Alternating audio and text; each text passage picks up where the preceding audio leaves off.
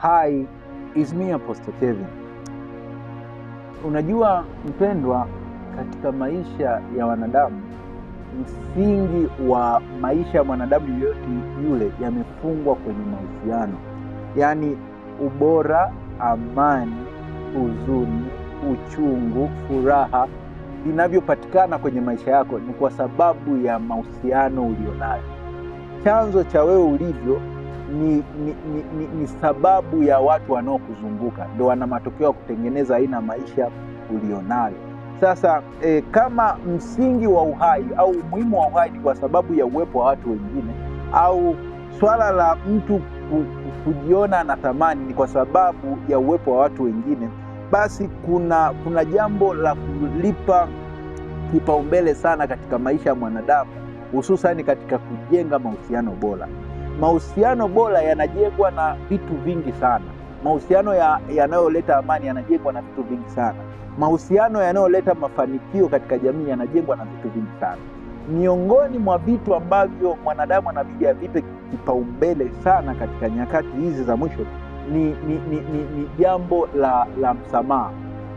Swala la kusamehe ndio swala nyeti na zito sana ambalo linaweza kufanya mahusiano yakadumu na yakafika mbali. Tumeona, tukikubaliana kwamba tumeona jamii nyingi zikiishia katika migogoro kwa sababu tu ya kukosa neno msamaha. Tumeona ndoa zikivunjika, familia zikitengana, ndugu kutokuongea kwa miaka kwa sababu ya kukosa jambo au neno la msamaha katika mahusiano yao. Sasa kama mwana wa Mungu au Mkristo, msamaha umefungwa kwenye hekima mbalimbali. Yaani msamaha umebeba hekima mbalimbali ambazo ukizijua hizo hekima, basi msamaha kwako utakuwa ni jambo jepesi sana kuliachilia endapo utakutana na makwazo, utakutana na changamoto. Na hekima ya kwanza ambayo imebebwa katika msamaha kwa mwana wa Mungu au Kristo ni kwamba mtu yoyote mwenye uwezo wa kusamehe pasina kuangalia kosa, aina ya kosa, pasina kuangalia ukubwa wa kosa au ni nani amemkosea, huyu mtu ni moja kwa moja anafanana na Kristo. Ukisoma maandiko matakatifu utakubaliana na mimi kwamba Luka 23 mstari wa 34, Yesu akasema, Baba uwasamehe kwa kuwa hawajui watendalo. Wakagawana mavazi yake, wakapiga kula. Hapa ilikuwa ni tukio wakati Yesu yuko msalabani, dakika za mwisho kabla ya kukata roho. Maneno miongoni mwa maneno ya mwisho ambayo Yesu aliyasema pale msalabani wakati anaelekea kufa, aliwaombea rehema wale waliomsulubisha, aliwaombea rehema wale waliompiga, aliwaombea rehema wale waliompitisha. Akasema, Baba naomba uwasamehe kwa sababu hawajui walitendalo. Hata wewe ndugu yangu, inawezekana au yamkini watu wanaokufanyia makosa wenyewe hawajui kama wamekukosea, wenyewe hawana taarifa wala kimtazamo wao wanaona walichokifanya ni sahihi. Sasa wewe kuendelea kuchukia na kuwaweka moyoni, unajiumiza mwenyewe na ufanani na Kristo.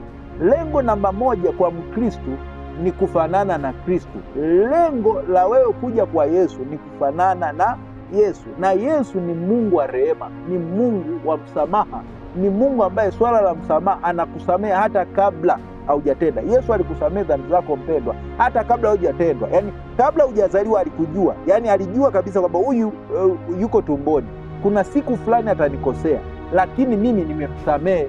Ukiwa na mentality ya Yesu, hakuna mtu atakayeweza kuumiza, hakuna mtu atakayeweza kukaa moyoni mwako kwa uchungu kwa muda mrefu. Ingawa makwazo yapo, lakini hayana budi kukaa moyoni mwako kwa muda mrefu. Unabidi wakikukosea uwe na moyo au mentality ya Yesu kwamba haijalishi nitaishi kwa namna gani, mimi lengo langu nataka nifanane na Yesu. Umenikosea, lakini mimi mentality yangu nifanane na Yesu. Mimi nimekusamehe. Lakini ukiwa na kusema kwamba wewe ni Mkristo na unataka ufanane na wanadamu, ufanane na hii dunia, unaweza kukosewa ukaweka vitu moyoni. Tuangalie habari ya Stefano, kitabu cha Matendo ya Mitume. Stefano alivyokuwa anapigwa mawe, alivyotazama juu hatua zake za mwisho katika kukata roho, aliona mbingu imefunguka, lakini alizungumza jambo moja. Alikuwa na access au na nafasi ya kuraumu na kuwahukumu wale watu, lakini alisema, Baba uwasamehe, uwarehemu. Baba ufanye nini? Warehemu. Kipindi cha maumivu, kipindi cha kutokwa damu nyingi, alisema Baba uwarehemu. Nami ni wito wangu kwako mpendwa, kwamba haijalishi utakosewa nini, kama akili yako, kama mtazamo wako unataka ufanane na Yesu. Yesu ni Mungu wa rehema, ni Mungu wa kusamehe. Basi wewe yakupasa uwe na moyo wa kusamehe, uwe na moyo wa kuachilia. Haijalishi ni kosa kubwa kiasi gani umefanyiwa, uwe na moyo wa kusamehe, ili uwe na amani, ili mtu akitazama maisha yako amuone Kristu kwenye maisha yako. Hii ni hekima ya kwanza. Hekima ya pili katika kusamehe, kusamehe waliokukosea ni mlango wa Mungu kupitisha msamaha kwa dhambi zako pia. Swala la wewe kusamehe ni swala linalompa access Mungu, linalomfungulia Mungu milango ya wewe kukulemu makosa yako. Ndio maana ukisoma maandiko matakatifu, Marko 11 mstari wa 25 mpaka 26, neno la Mungu liko wazi, linasema, nanyi kila msimamapo na kusali, sameheni mkiwa na neno juu ya mtu, ili na Baba yenu aliye wa mbinguni awasamehe na nyinyi makosa yenu. Kumbe swala la kusamehe la Mungu, anaanza kuangalia kwanza moyo wako ni mwepesi kusamehe kiasi gani. Kuna watu mnataka rehema kwa Mungu, lakini nyie kuwa rehemu wengine hamwezi. Kama kweli wewe unampenda Mungu, ya kupasa tuone huo upendo kwa wanadamu, kwa sababu Mungu anakaa kwa watu. Unaweza mtu akakukosea, ni accidentally. You supposed to have mercy. You supposed to forgive them. Licha ya kuangalia wamekukosea kwa namna gani, uliwaamini kwa namna gani, wamekudisappoint, wewe samehe, kwa sababu utakaposamehe ndipo Mungu naye utakapoenda kuomba rehema kwa Mungu, ndipo Mungu ataachilia rehema zake kwenye maisha yako. Kuna watu wengi sana wanaomba toba na Mungu hawasamehi kwa sababu wamebeba vinyongo. Yaani anaomba toba huku akisema moyoni mwangu, fulani ataona, fulani ameniumiza, fulani. No, usiwe na mentality hiyo. Kama kweli unataka uone rehema za Mungu kwenye maisha yako, anza kulemu na wengine. Hekima ya tatu katika kusamehe, hakuna mwanadamu mkamilifu, lakini ukamilifu wa wanadamu wote hapa duniani umefungwa katika kusameheana. Yaani swala la kusema kwamba uhusiane na mtu ambaye ni mkamilifu, mpendwa nisikilize, swala la eti useme leo unataka mtu ambaye hatakuja kukosea, usahau hilo. Lakini ili uwaone hao watu ni wakamilifu, uwe na moyo wa kuwasamehe. Yaani uwe na mentality kwamba ipo siku huyu mtu atakuja kunikosea, nami yanipasa siku hiyo hiyo nimsamehe. Kwa sababu utakapobeba hicho kitu kwa muda mrefu, ina maana wewe hautaki kuishi na watu wakamilifu na hutopata mtu mkamilifu. Ukamilifu wa mtu unapatikana pale kwa kusamehe makosa yao na kukumbuka thamani yao. Watu wana vitu vingi sana vizuri, watu wana vitu vingi sana bora. Hivyo vichache ambavyo vimekufanya uumie visikusaulishe ubora wao. Watu wana thamani, watu ni wakamilifu kupitia msamaha wako, na wewe pia utahitaji msamaha. Kwa ili wewe uwe mkamilifu kwao na wao wawe wakamilifu kwako, lazima kuwe na token ya msamaha, lazima kuwe na kete ya msamaha kati ya mahusiano yenu. Ndio maana ukisoma Waebrania 8:12 maandiko yako wazi, yanasema, kwa sababu nitawasamehe maovu yenu na dhambi zenu sitazikumbuka tena. Huyu ni Mungu. Ili wewe uwe mkamilifu na kuhesabika haki mbele za Mungu, lazima akusamehe. Na wewe ili huyo mke wako, huyo ndugu yako, huyo dada yako awe mkamilifu mbele yako, lazima uachilie msamaha kwenye maisha yake. Usiangalie ukubwa wa kosa, usiangalie amekukosea mara ngapi, wewe achilia msamaha. Focus with forgiveness, itakusaidia. Na pointi nyingine ya hekima, pointi ya 4, hekima iliyojificha katika msamaha. Msamaha ni akiba ya wema kwa watu. Leo hii wamekukosea, umeweka vinyongo.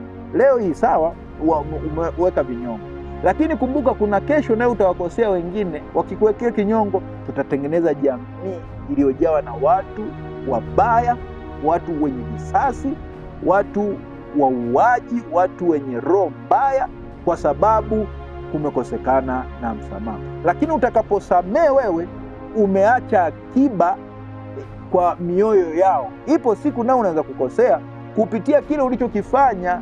Wakati wao hawakuwa wakamilifu, watakuona mkamilifu kwa sababu ya tendo jema ulilolifanya kwao, na wenyewe watakusamehe. Kwa hiyo tutatengeneza jamii ya watu wema. Pia unaweza mtu akakukosea leo ukamsamehe. Huyu mtu amefanya kosa moja, lakini kumbe kuna mazuri 100 mbeleni atakuja kuyafanya. Sasa ulipomsamehe ukaendelea kumjenga na kumuimarisha katika yale 100 atakayokuja kuyafanya, utakuja kunufaika nayo. Mpendwa, watu wengi wamepoteza watu wa thamani, watu wa bora na watu wa muhimu kwa sababu ya kukosa msamaha. Msamaha ni kipaumbele. Msamaha ni jambo la muhimu sana katika haya maisha. Hakuna mtu aliyeweza kufika hatima kubwa pasina kuwa na kusamehe. Hauwezi kupata mtu mkamilifu kwenye mahusiano yoyote yale, ya urafiki, ya ndugu, ya uhusiano wa mume na mke, ya uhusiano wa baba na watoto, mzazi na watoto. Huwezi kupata.